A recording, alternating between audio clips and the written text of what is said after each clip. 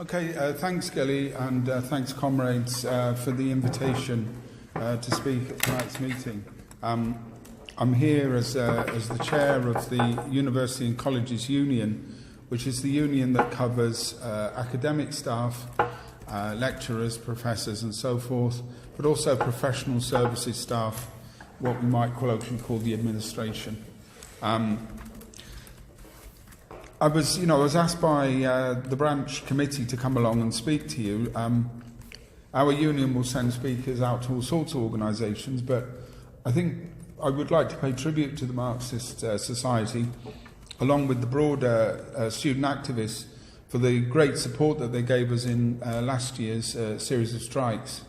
So in a way, we're sort of repaying a bit of a debt, although whether you regard my talk as any sort of privilege or payment, we can decide afterwards. I'd like to talk this evening about some of the lessons of last year's dispute, but also talk about two other disputes which are unfolding, both in this university and indeed throughout the country. And maybe talk a little bit about the sort of things that we think students should know, but also the sort of ways that we think students can help and also join in our struggle and the struggle of other workers. Last year, there were a series of strikes over some 14 days involving academic and professional staff at this university and indeed most of the major pre-92 universities. Those would be the older established universities, for shorthand, red brick universities, but also included Oxford and Cambridge. And the strikes were really about the future of our pension scheme. And for many students, that may seem a long way off, or indeed, given the nature of British capitalism, it may seem something that is almost in the past, something that your parents or indeed grandparents might well have had. But obviously for our members who've contributed into a pension scheme over a number of years, defending that pension scheme, in particular defending the payments that they were going to get, in particular knowing that when they retired that those payments would be of a certain level, was a very important issue. The strike was, in a sense, a draw. It was ended in the early spring with an agreement between the union and the employers to undertake a series of studies about the future and the nature of the pension scheme. And those studies are still going on. There's been a report and where the union as a whole is still considering whether that is any basis for ending the dispute. But that dispute is still technically live. Now, the technicalities of the pension, I think, are interesting, but I don't intend to look at those in any detail unless any comrades really want a sort of blow-by-blow account of actuarial policy and liabilities and so on. But what was interesting, I think, from our point of view, was that this was the first major strike in British higher education for a number of years. In fact, it was the first major strike by our union. For many of our members, we've had the odd one or 2 day strike here and there, but it was the first sustained strike. And in this university, it came, as I think, as a great surprise, and indeed a very pleasant surprise for members of the union, the degree of solidarity and support that our members showed. On most days of the strike, we had 200 people picketing, and if any of you were students in the university at that time, or indeed remember last winter time into spring, it wasn't the most pleasant of weather. Standing on the picket lines in the snow, rain. I'm quite proud to say that I did every morning from 5:45, and it was certainly a very different experience for many of us. For many people, it was the first time they'd been on a sustained strike.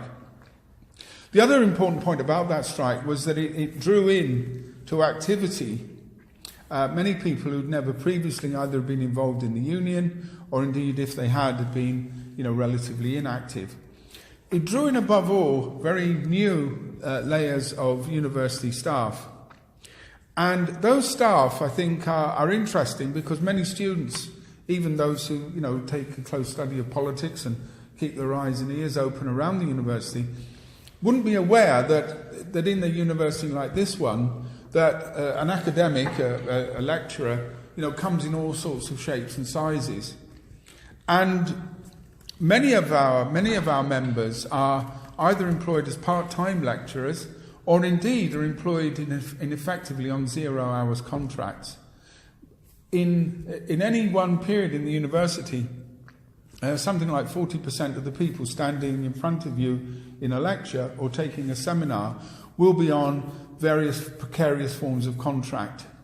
In other words, the idea that we're all very well paid in very secure jobs, on the picket line, for example, many people who are crossing our picket line, particularly contractors and others coming from outside, all assumed that one, we were on very high salaries, and secondly, that we all had permanent contracts.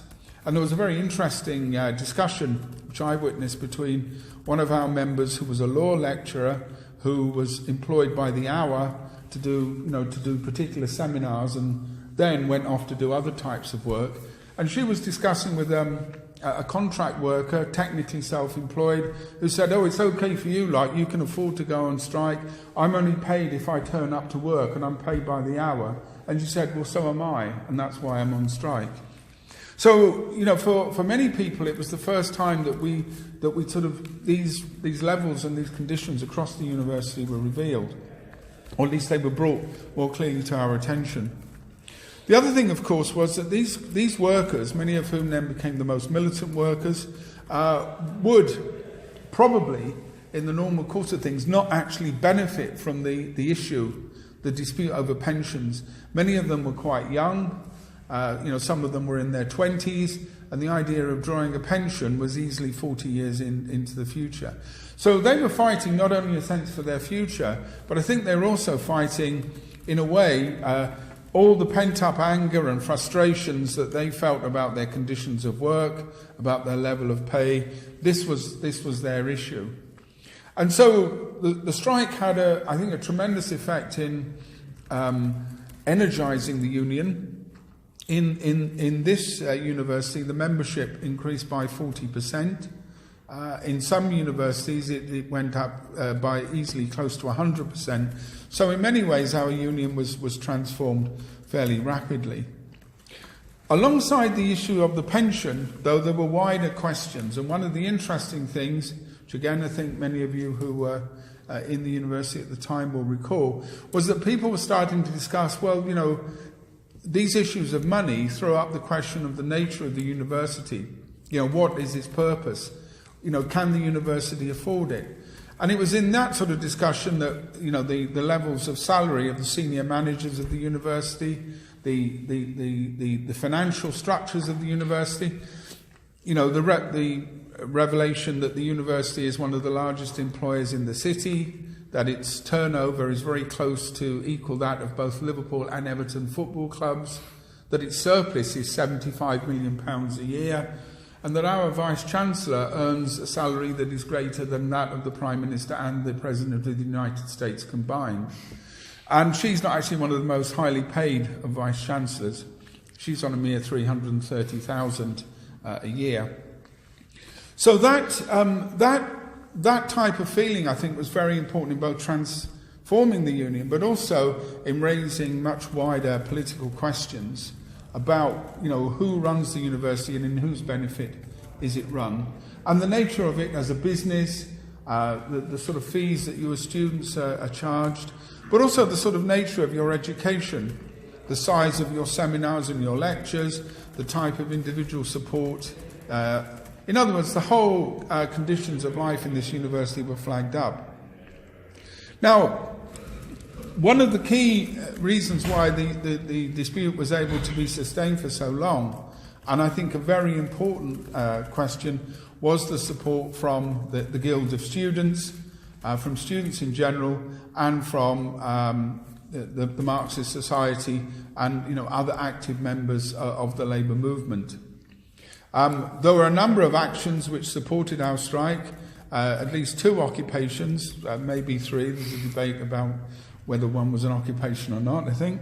But the use of the occupation, the use of rallying support for our members, joining us on the picket line. Above all, one thing that was always very fondly remembered is bringing lots of cakes and cups of tea there. I, for example, it's very unusual in the strike, but I actually put on weight.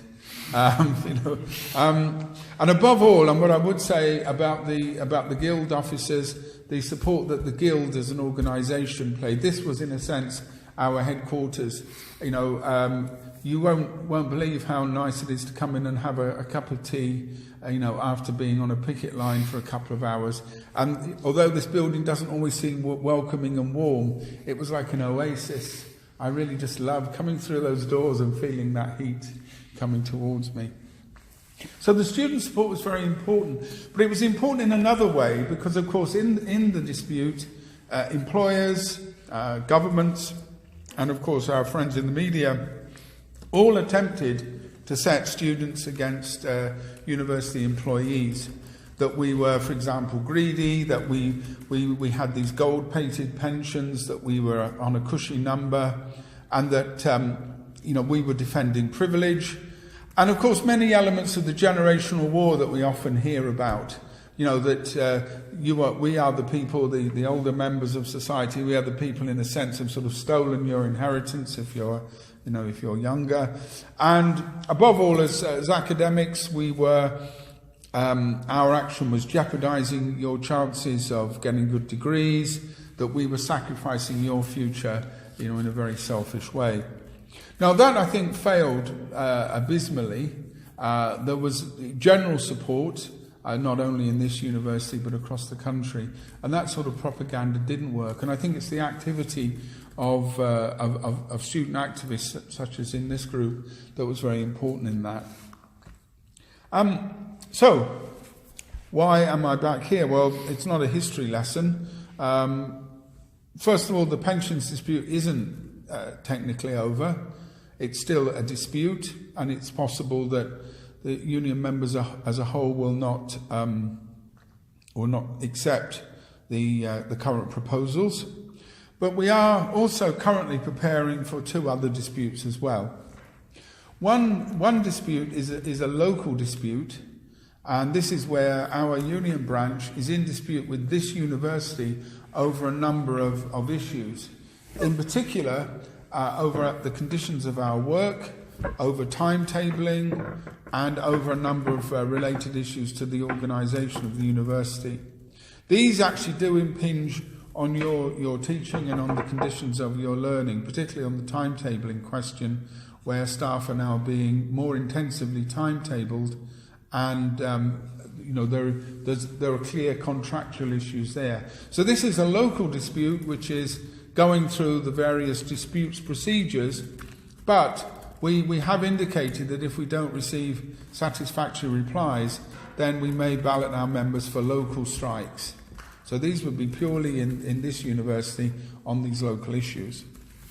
But the second of the 3 disputes is concurrent with the local dispute, and this is a national ballot which is going on at this moment about wages and conditions. So we've got pensions, we've got the local timetabling and employment issues, and we've also got the national wage question. I was going to bring a series of leaflets with quite detailed demands and what the issues are about. I was out doing some leafleting today in the Stanley Theatre, left them there, and I'm afraid the very tidy cleaners have thrown them all away. So, we will be out leafleting, and you will get these leaflets. We're clearly targeting students in that way. There are a couple of areas that we're really keen to emphasise in the campaign. First of all, is a straightforward percentage salary increase.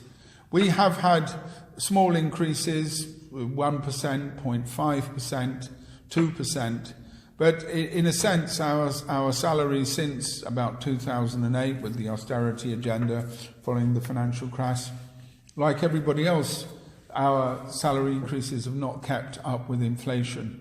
So that's been a real attack on our living standards. So we're trying to regain that. But there are also two other big issues. One is the gender pay gap, the difference between men and women who are employed in the same jobs, same types of work, same areas, and there's a real gap. The gap at Liverpool is actually bigger than the gap nationally. So it's around about 11% in certain areas. But there's a wider question, and it goes back to what I said at the beginning about the nature of our work. Quite a lot of our members are casually employed. They're employed by the hour, they're employed by the week, or indeed over an 8-week period or on a termly contract. And what we're trying to do is to end that practice and turn what are part-time and often quite precarious jobs into permanent jobs, substantial part-time jobs or even full-time jobs. Because it's very clear the work is there to be done. Numbers of students need to be taught, dissertations need to be supervised, and those should be done by people who are paid the proper rate for the job in safe and secure patterns of employment. So our demands are not just simply a percentage pay increase, but they're actually across the whole range of pay and conditions. So this term and into the spring could see more industrial action by our union. Significantly, the pay claim also involves other grades of worker in the university, general office and administrative staff, and also other support staff like the cleaners, building managers. So if they all ballot for strikes to support the pay claim, then it's obvious then the universities and universities in general will be very clearly affected. And indeed, similar issues are also occurring in the further education colleges. We've got the community college, which is just on the corner of Myrtle Street there, and they're also taking ballots at the moment in this way. So how can you help? What can you do? Well, I suppose three things occurred to me. First of all is to just discuss with your friends, fellow students, particularly when this starts to hit the news, explain our case, explain why we're doing this, and that's a very clear area. Secondly, if we do go into strikes, support on the picket line is always welcome. Particularly the cakes and coffee always go down very well. But also other forms as well, and I'm sure that you can devise forms of action that will raise these questions. And I think thirdly, and perhaps more importantly, is that what these trade union disputes show is very clear issues about the nature of education, who education is for, how it's organised and how it's financed. And to keep on raising that point and to show the way that our pay and conditions, your conditions of learning, are intimately linked to how organisations are funded, who controls and directs them, who defines the policy. So that this is obviously a trade union issue, but it does raise very clear questions about the nature of education and indeed the nature of politics and our society more generally. Thank you.